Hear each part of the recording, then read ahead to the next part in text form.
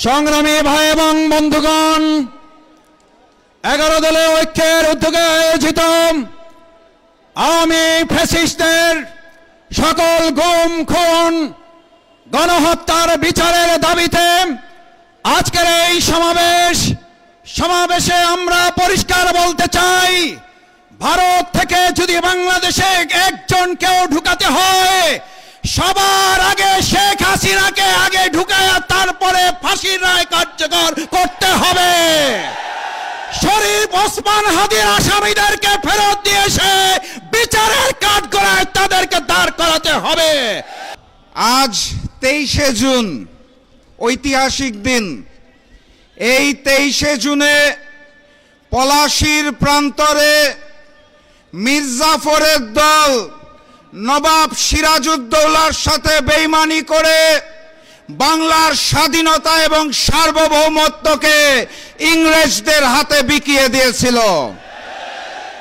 আজ সেই 23শে জুন, যেদিন অপরাজনৈতিক সন্ত্রাসী সংগঠন আওয়ামী লীগের জন্ম হয়েছিল, যেই আওয়ামী লীগ পলাশীর বেইমানির চেতনাকে ধারণ করে বাংলাদেশের জনগণের সাথে বেইমানি করে গুম খুন হত্যা করে গণহত্যা চালিয়ে বাংলাদেশের স্বাধীনতা এবং সার্বভৌমত্বকে হিন্দুস্তানের কাছে বিকিয়ে দিয়েছিল। আজকের এই 23শে জুনে এই ঐতিহাসিক বিজয়নগর পল্টনে আমাদের সকলকে শপথ নিতে হবে, এই যুগের নতুন মির্জাফরেরা, এই যুগের নতুন শেখেরা, যারা বাংলাদেশের স্বাধীনতা, সার্বভৌমত্ব এবং মানচিত্রকে বিকিয়ে দিতে চায়, তাদের বিরুদ্ধে লড়াই হবে ইনশাআল্লাহ। আজকে আমরা এখানে সমবেত হয়েছি গুম খুন গণহত্যার বিচারের দাবিতে। কার কাছে বিচার চাই? যারা মুখে বলে আওয়ামী লীগকে চায় না, আবার ওই মুখেই বলে পরিচয় বদলে আওয়ামী লীগের লোকেরা নাকি স্থানীয় সরকার নির্বাচনে অংশ নিতে পারবে। মুখে এক আর তলে তলে ওই হিন্দুস্তান আর আওয়ামী লীগের সাথে সম্পর্ক রেখে যারা নতুন ফ্যাসিজম কায়দা শুরু করেছে, তাদের কাছে বিচার চেয়ে কোনো লাভ নাই। ওসমান হাদির হত্যাকারীরা কোথায়? গণহত্যাকারী ফ্যাসিস্ট শেখ হাসিনা কোথায়? তাদের দেশে নিয়ে এসে ফাঁসির কাস্টে ঝুলানোর জন্য এই সরকারের পক্ষ থেকে কোনো পদক্ষেপ দেখা যাচ্ছে না। অতএব বিচার যদি চাইতে হয়, তাহলে আমিরে জামাত ডক্টর শফিকুর রহমান খুলনা সমাবেশে বলে দিয়েছেন, অনিবার্য বিপ্লবের প্রস্তুতি নেন। নতুন বিপ্লবের মাধ্যমে 11 দল ক্ষমতায় আসবে, সকল হত্যার বিচার হবে ইনশাআল্লাহ। সবাই প্রস্তুত আছেন? দেখা হবে বিজয় ইনশাআল্লাহ।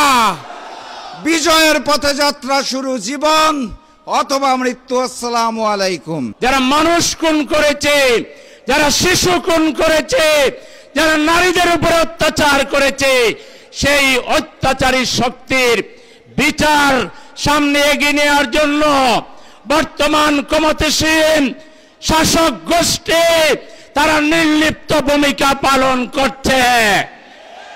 তাদের গোপন সমঝোতার আশকারায় তারা রাস্তায় মিছিল করে পুলিশকে হত্যা করার স্পর্ধা দেখাতে পেরেছে। আমরা সরকারকে জিজ্ঞেস করতে চাই, এটা কি আপনাদেরকে ভোট দেওয়ার, আপনারা কি তাদেরকে সেই বিনিময় দিচ্ছেন? বাংলার জনগণ জুলাই যোদ্ধারা এত বোকা না, আপনাদের সুদ্ধা ক্ষমতা থেকে নামিয়ে ফেলবে, সময় লাগবে না। আপনারা, আপনাদের গোয়েন্দা কোথায়? গোয়েন্দা সংস্থাগুলো কি করছে? ওরা কোথায় জড়ো হয়, কোথায় বসে পরামর্শ করে, টেলিভিশন মিডিয়া এসে তারা টক শোতে অংশ নেয়, আপনারা তাদেরকে দেখেন না। জনগণ যদি আপনাদের উপরে পুরোপুরি আস্থা হারিয়ে ফেলে, তাহলে ওই ফ্যাসিস্টদেরকে বিদায় দিতে 36 দিন লেগেছে, অনেকে বলে আপনাদেরকে 6 দিনও সময় লাগবে না। সেজন্য আমরা আজকের এই সমাবেশ থেকে দাবি করছি, গোয়েন্দা তৎপরতা বাড়াতে হবে, সরকারকে ওই কোন গুম এবং নরহত্যার, নারী হত্যার, খুনিদের প্রত্যেকটা প্রাণ যারা হত্যা করেছে তাদেরকে বিচারের মুখোমুখি করতে হবে এবং অনতিবিলম্বে পার্লামেন্টে জুলাই সনদ যেভাবে বাস্তবায়ন করার কথা, দাড়ি কমাসো সংশোধনের নামে সংস্কারকে এড়িয়ে জাতির সামনে মূলা জ্বলানোর কোন সুযোগ আপনাদেরকে দেওয়া হবে না। জুলাই অক্ষরে অক্ষরে মানতে হবে। জুলাই নিয়ে তামাশা করলে পরিণতি খারাপ হবে। এদেশের জনগণ এটা মোটেই ক্ষমা করবে না। আমি সবাইকে, আমাদের আমিরে জামাত খুলনার জনসভায় বলেছেন, হয়তোবা আরেকটা অনিবার্য বিপ্লব, আমাদেরকে বিপ্লবের জন্য প্রস্তুত হতে হবে। আমিরে জামাত যদি আরেকটা অনিবার্য বিপ্লবের ডাক দেন, সেই ডাকে সাড়া দিয়ে জনগণকে নিয়ে রাস্তায় নামতে আপনারা কি প্রস্তুত? সবাইকে প্রস্তুতি নেওয়ার আহ্বান জানিয়ে সময় থাকতে ক্ষমতাসীনরা বোধোদয় তাদের হবে সঠিক সিদ্ধান্ত নেবেন। আওয়ামী ফ্যাসিস্ট কর্তৃক সংগঠিত সকল গুম, খুন ও গণহত্যার বিচারের দাবিতে গত 17 বছরে বাংলাদেশে কয়েকটি গণহত্যা সংগঠিত হয়েছিল।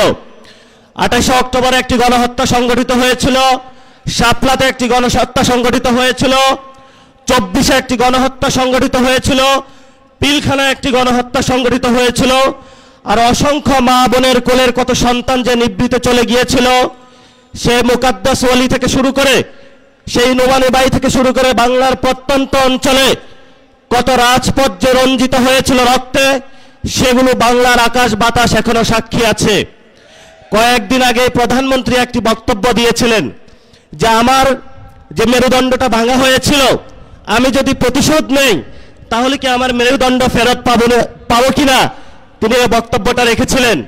আমি সবিনয়ে মাননীয় প্রধানমন্ত্রীর কাছে জানাতে চাই, এই যে এখানে এতগুলো মানুষ উপস্থিত হয়েছে, যাদেরকে অন্ধকার প্রকোষ্ঠে রাখা হয়েছিল, যাদের বাপকে হলো থানায়, জেলায়, পুরো বাংলাদেশের বিভিন্ন কারাগারে ঘুরানো হয়েছিল, এই মানুষগুলো প্রতিশোধ চায় না, কিন্তু আমরা বিচারে বিশ্বাসী। আমরা বাংলাদেশে বিচার চাই।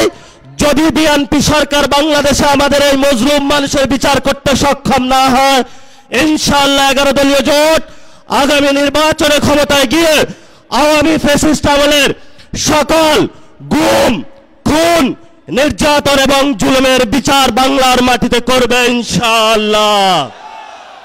বিচারের দাবিতে আমরা মাঠে ছিলাম, আছি, ভবিষ্যতে থাকব। বিচার নিয়ে আমরা কোনো 1 সেকেন্ডও কোনো কম্প্রোমাইজ করব না।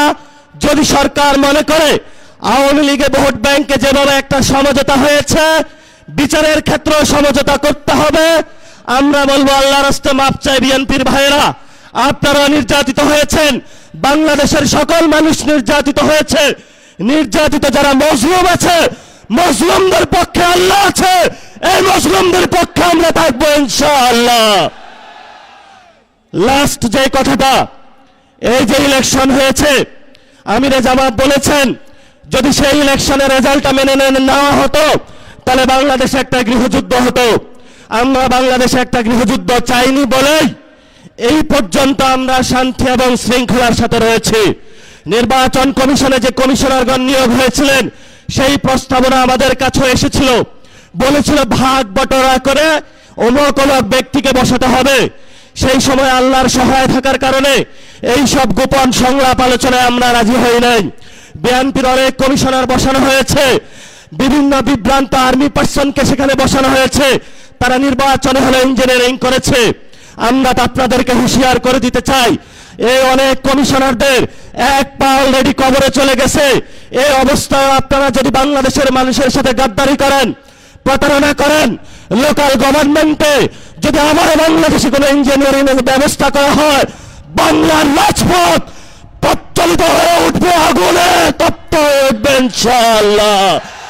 আপনারা লোকাল গভর্নমেন্টে সবাই প্রস্তুত থাকবেন ইনশাআল্লাহ। মাঠে হয়তো আমাদের রক্ত থাকবে, নয়তো বাংলাদেশের আজাদী থাকবে ইনশাআল্লাহ। আমরা ইনশাআল্লাহ 11 দলীয় জোটের যারা নেতৃবৃন্দ এখানে আছেন তাদের নেতৃত্বে বাংলাদেশের মানুষের পক্ষ হয়ে একটি সুষ্ঠু গণতান্ত্রিক প্রক্রিয়ার মধ্যে দিয়ে এগিয়ে যাব। এটাই বাংলাদেশ, এটাই আবু সাঈদের বাংলাদেশ, এটাই হলো শহীদ মুগ্ধের বাংলাদেশ, এটাই হলো শহীদ ওয়াসিমের বাংলাদেশ। সবাইকে আসসালাম। রাজপথে থাকবেন, রাজপথ ছাড়বেন না। রাজপথে মুক্তির সমাধান, রাজপথে আজাদির সমাধান, রাজপথে বাংলাদেশের সমাধান, রাজপথে হলো সার্বভৌমত্বের সমাধান, রাজপথ হলো ইসলামকে সার্বভৌমত্ব রক্ষার সমাধান। এই সমাধান আমাদেরকে ইমানি দায়িত্ব, দেশপ্রেমের দায়িত্ব, এই দায়িত্ব আমাদেরকে আদায় করে ইনশাআল্লাহ আমরা ঘরে ফিরবো।